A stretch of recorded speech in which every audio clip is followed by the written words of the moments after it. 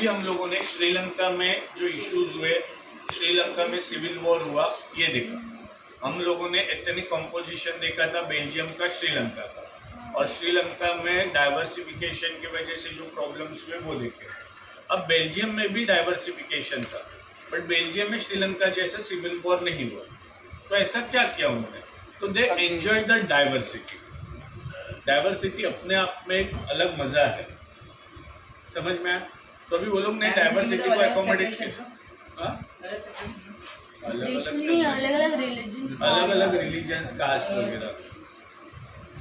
हाँ ठीक है। तो अभी हम लोगों को बेल्जियम ने कैसे अकोमोडेशन किया उसको स्टडी करना है। ओके, अकोमोडेशन करना मतलब क्या है? सब हाँ क्या हुआ? एकोमोडेट करना मतलब क्या है? To enjoy the diversification. और डाइवर्सिफिकेशन एंजॉय कैसे करेंगे कि सबको इक्वल राइट्स देके। अभी श्रीलंका में क्या किया था? सिनाला लोगों ने उनके जो बेसिक राइट्स थे वो भी छीन लिए थे तमिल्स के। तो बेल्जियम में कौन सी दो कम्युनिटीज थी? बेल्जियम में सिनाला और तमिल था बोलते हाँ। तो डच और फ्रेंच। ब्रुसेल्स में ज्यादा प्रोपोर्शन में कौन थे? ब्रुसेल में Dutch, French people, 80%, 80% French, 20% Dutch people. ठीक है, ओके। ब्रुसेल सिटी कहाँ पे लोकेटेड है? बेल्जियम फ्लेमिश रीजन पे। Very good. और फ्लेमिश रीजन में ज्यादा पॉपुलेशन किसका है? डच का ज्यादा है।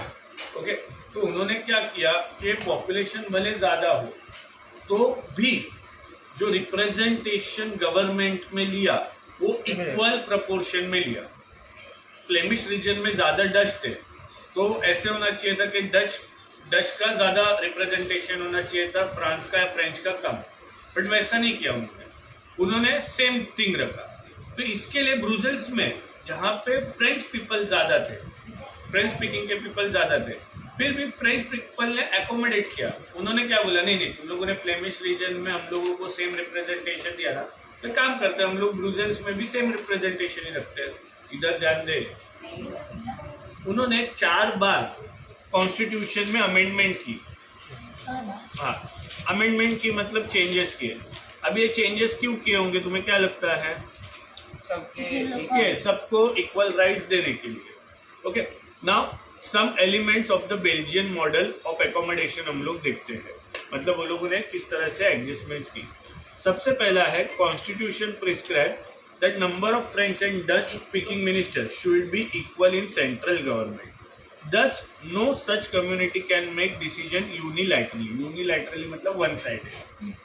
अगर रिप्रेजेंटेशन सेम होगा तो इक्वल वोटिंग्स होगा। अभी फॉर एग्जांपल यहाँ पे अपन 6 लोग हैं, तुम 3 डच के हो, हम 3 फ्रेंच के हैं। ओके, अभी कोई टॉपिक पे डिसीजन लेना है, अगर हम लोग डच के 5 होते, फ्रेंच का 1 होता, तो 5 वोट एक तरफ हो जाते और 1 वोट अकेला रह जाता। बट यहाँ पे रिप्रेजेंटेशन इक्वल है तो कोई डिसीजन यूनिलैटरली नहीं लिया जाएगा। ये वर्ड बहुत इंपॉर्टेंट है। सेकंड क्या है? Power were given to state government, they were not subordinate to central government. अब मैंने तुम्हें सेपरेशन या डिस्ट्रीब्यूशन ऑफ पावर समझाया है। मैंने हॉरिजेंटल डिस्ट्रीब्यूशन समझाया था और वर्टिकल भी। हॉरिजेंटल में आता है legislature, executive, judiciary. All the 3 are the independent bodies. कोई किसी के ऊपर नहीं, कोई किसी के नीचे नहीं। बट स्टेट गवर्नमेंट और सेंट्रल गवर्नमेंट और लोकल गवर्नमेंट बॉडीज वो हायर आर्की है। सबसे नीचे कौन होगा? दीव गवर्नमेंट, उसके ऊपर स्टेट गवर्नमेंट, उसके ऊपर सेंट्रल गवर्नमेंट, राइट। तो ये हो गया वर्टिकल डिवीजन ऑफ पावर, मतलब हायर आर्की है।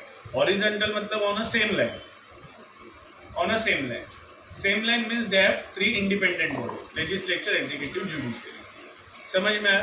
तो अभी इन्होंने क्या किया? स्टेट गवर्नमेंट को इतने पावर्स दिए कि सेंट्रल गवर्नमेंट जितने ही पावर्स थे। ओके, अभी इंडिया में भी अपन ऐसा कहते हैं कहने के लिए कि central government and state government have same equal rights. Central government जो है स्टेट गवर्नमेंट के मामले में इंटरफेयर नहीं करेगी, बट ये बोलने के लिए है।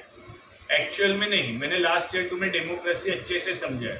बुक्स में जो डेमोक्रेसी है वो एक्चुअल डेमोक्रेसी है, बट जो कंट्री में चलती है वो एक्चुअल डेमोक्रेसी नहीं होती, अपने हिसाब से होता है। Brussels has a separate government in which both the communities have equal representation. तो उन्होंने और एक सेपरेट गवर्नमेंट बनाया था जहाँ पे भी हाँ क्या बोल रहे हैं, कम्युनिटी को गवर्नमेंट, कम्युनिटी को गवर्नमेंट बना के क्या बड़बड़ कर रहे हैं। पहले इसमें कम्युनलिज्म बोला, फिर कम्युनिटी। ब्रुसेल्स में एक सेपरेट गवर्नमेंट थी, ब्रुसेल्स में वहां पे इक्वल रिप्रेजेंटेशन रखा था, समझ में आया। ये थर्ड। और फोर्थ वाला है ना, उन्होंने कम्युनिटी गवर्नमेंट बनाया था। कम्युनिटी गवर्नमेंट मतलब कोई भी रिलीजन, कल्चर, फेस्टिवल, ट्रेडिशन से रिलेटेड इशू डेवलप होगा तो उस इशू को सॉल्व करने के लिए अब अलग सी गवर्नमेंट, उसे नाम दिया था कम्युनिटी गवर्नमेंट।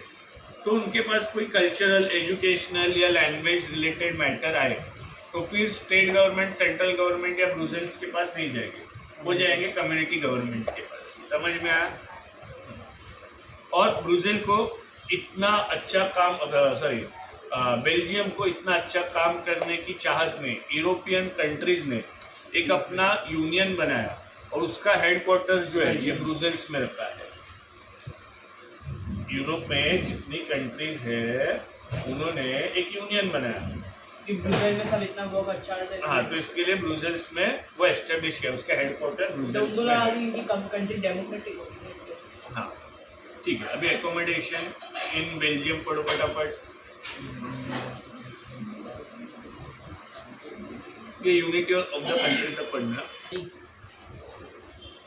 ठीक है। अभी why power sharing is desirable. Power sharing desirable क्यों है? अभी पावर शेयरिंग डिजायरेबल होने के दो रीजंस है। First is the prudential reason and second is the moral reason. Prudential मतलब एकदम प्रॉपर तरीका, नॉलेजेबल पर्सन जिस तरह से बिहेव करेगा तो उसे हम लोग कहेंगे कि प्रूडेंशियल बिहेवियर। ओके, तो ऐसा क्यों है कि पावर शेयरिंग करना जरूरी है, प्रूडेंशियल है। ओके, तो रीजन क्या है? कॉमन सेंस है कि to avoid the civil war, to avoid the differences in the minds of the people who stage in that country, alienation feeling ना आए दो ग्रुप्स के बीच में। अभी एक को हम लोग फेवर करेंगे, दूसरे को नहीं करेंगे, तो जिसको फेवर कर रहे हैं वो तो खुश रहेगा, जिसको फेवर नहीं कर रहे उसको कैसे फीलिंग आएगा? एलिनेटेड फीलिंग आएगा। अभी कई बार छोटे भाई बहन के साथ ऐसे ही होता है, बड़े भाई बहन को मतलब बड़े को नए कपड़े मिलते हैं, छोटे को नहीं मिलते, बड़े के ही यूज करने पड़ते हैं। नहीं ऐसा होता है क्योंकि मेरे छोटे भाई ने सब मेरे ही कपड़े पहने हैं। छोटी बहन के कपड़े आते हैं।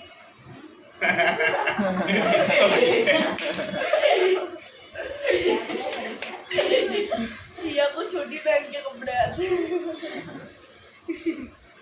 ठीक है, ठीक है। ज्यादा तो फिर क्या होता है कि कॉन्फ्लिक्ट या सिविल वॉर होने के टेंशन्स कम हो जाते हैं। अगर सिविल वॉर हो जाएगा, वायलेंस होगा, पॉलिटिकल इंस्टेबिलिटी होगा।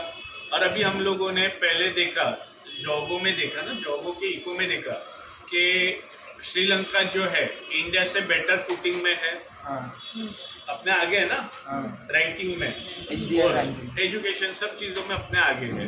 बट सिविल वॉर के कारण वो क्या हो गए, पीछे चले गए। तो देयर आर मेनी वेरियस।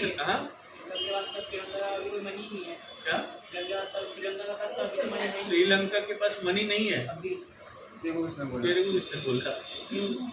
मुझे भी सच्ची में श्रीलंका भी उधर भी कोई सीन में ही नहीं है।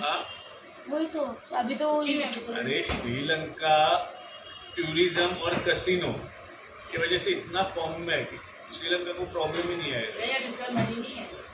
ठीक है, नहीं है, ओके, नहीं है, ठीक है। तो मैंने कई सारे रीजंस बताए, या एक बार रिपीट कर मुझे जो मैंने रीजंस बताए कि why power sharing is actual में प्रूडेंशियल फॉर डूइंग सो। बोल। अब इधर ये सबको इक्वल फाइट होती है पॉलिटिकल वो सिविल वॉर मिलन बोल। प्रूडेंशियल सर क्वेश्चन वापस बोलो फिर। सर वो सिविल वॉर पावर शेयरिंग ये जरूरी क्यों है? क्योंकि it helps from leading to civil war and has नहीं क्या? सिविल वॉर कम मतलब नहीं है कराता है और सिविल वॉर नहीं होता प्रिवेंट हाँ। होता है। हाँ तो बोलो ना फटाफट। मतलब फाइट होगी तो पॉलिटिकल इंस्टेबिलिटी होगा। हाँ बोलो ना, तो ऐसे रुके हुए क्यों? अरे वायलेंस नहीं होगा, पॉलिटिकल इंस्टेबिलिटी नहीं है, खेल मत इधर दे। आंसर भी तेरे ऊपर से खेले जा रही है। ऐसे हमने पूछा ही नहीं। बोल। पॉलिटिकल सिविल वॉर नहीं होगा, वायलेंस पहले सिविल वॉर नहीं होगा, नॉर्मल फाइट है तो पॉलिटिकल इंस्टेबिलिटी नहीं होगी। ठीक है। फिर पॉलिटिकल लोग तो यूज करते हैं ये चीजें ताकि So power sharing is good way to ensure political stability. Power sharing will bring out better outcome. मतलब पावर शेयरिंग किया तो उसके आउटकम अच्छे निकल के आएंगे। फिर मॉरल रीजन। अभी मॉरल रीजन क्या है? Power sharing is the very basic spirit of democracy. Okay, अब ये क्या है? अगर हम लोग बोलते हैं कि हमारी कंट्री में डेमोक्रेसी है तो उस डेमोक्रेसी को फॉलो भी तो करना चाहिए। लास्ट ईयर हम लोग ने देखा था कई कंट्रीज बोलते हैं कि हम लोग डेमोक्रेटिक है, बट हम लोग बट वो कंट्रीज डेमोक्रेटिक वे में नहीं काम करते। एग्जाम्पल हम लोगों ने चाइना का देखा था, आई गेस चाइना का देखा था ना अपन ने, कि चाइना में उनमें वो एक पर्टिकुलर पार्टी रहती है, अगर उसका एफिलिएशन रहेगा उसके अंदर ही जो तभी तू पार्टिसिपेट कर सकती है या इलेक्शन इलेक्शन लड़ सकते हैं। तो चाइना कैसे डेमोक्रेटिक हुआ? नहीं हुआ ना चाइना डेमोक्रेटिक। तो ऐसे हाँ, दे ओनली एक्ट। तो if we adopt democracy then we have to behave as a democracy. तो यहाँ पे power sharing is the moral या बेसिक स्पिरिट ऑफ डेमोक्रेसी। मतलब क्या है कि जिस कंट्री ने बोला कि हम लोग डेमोक्रेटिक है, उस कंट्री को पावर शेयर करना ही होगा।